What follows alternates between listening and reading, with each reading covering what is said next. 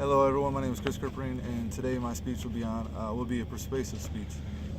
Today I want to talk about the history of NASCAR, the camaraderie as fans, and I'm trying to persuade you into this, get away from the stereotype that NASCAR or auto racing is mainly around Southerners or lack of a better word, rednecks. It's for everybody, and so I want to talk about the start of kind of NASCAR auto racing, and then my experience as a race car driver when I'm not doing the military stuff.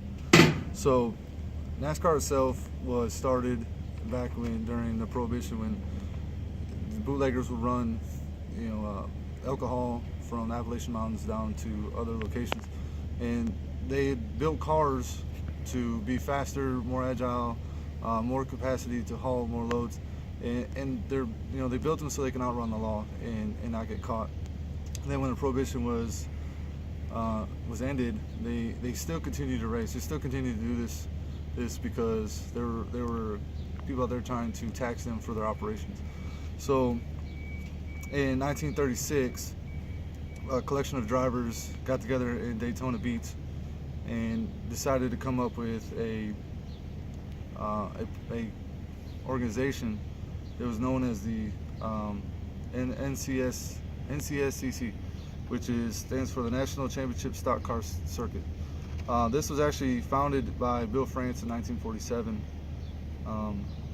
and now Bill France it went from the NCSCC to the NASCAR, which is the National Stock Car Racing Association. So,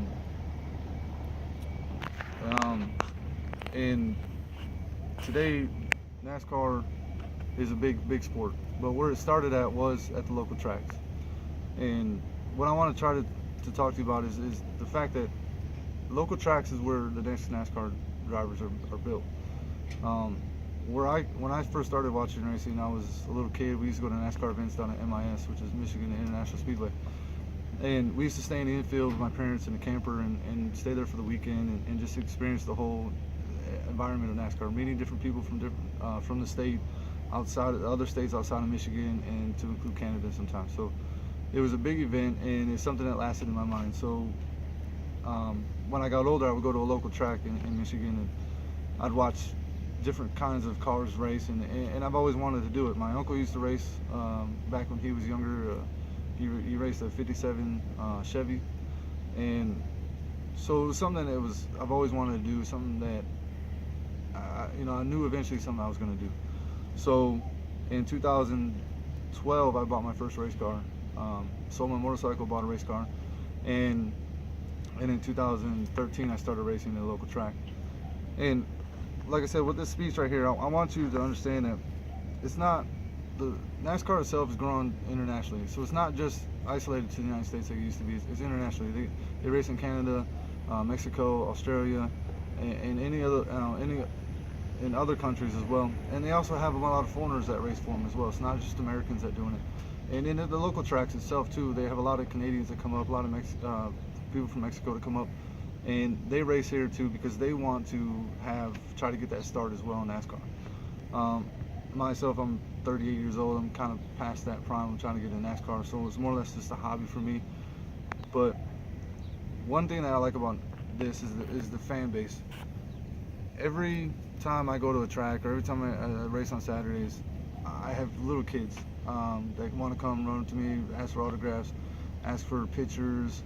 I got them wearing, they wear my merchandise. They have stickers on their parents' cars, bumper stickers, and the support. And those are the kids that look at it and go, I want to do this one day. And they do. They start out at go-karts, and then they go up to midgets. And I've raced against guys that were 14 years old and the Pro Late models. I mean, they had a NASCAR license before they even had a driver's license. So, and they're phenomenal. The track I race at itself, as Carl Edwards came from there, Jamie McMurray used to race there, Kenny, Rusty, and Mike Wallace all raced there. So they're NASCAR legends. They're in the Hall of Fame. They're champions and everything else.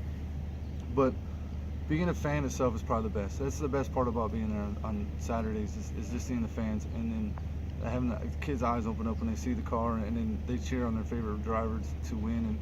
And we don't always win, but the downside, some of the times the downside of racing is the fact that you build friendships and enemies also at the same time in the pits. Your friends out there, your friends in the pits, but when you're on the track, you're enemies. But once the race is over, you're back to being friends.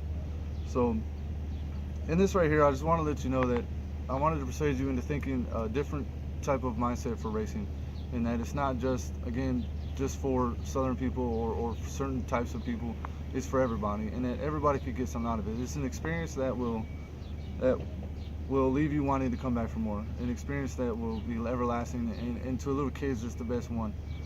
It's something that will definitely make them want to become something else. And also, the technical difficulties of being a driver is not, you see it on track, these races, and you just think it's just turning left. But the technical difficulties in setting up a race car, going out and getting your own sponsors, and having to pay for all this stuff out of your pocket if you don't have sponsors, is very difficult.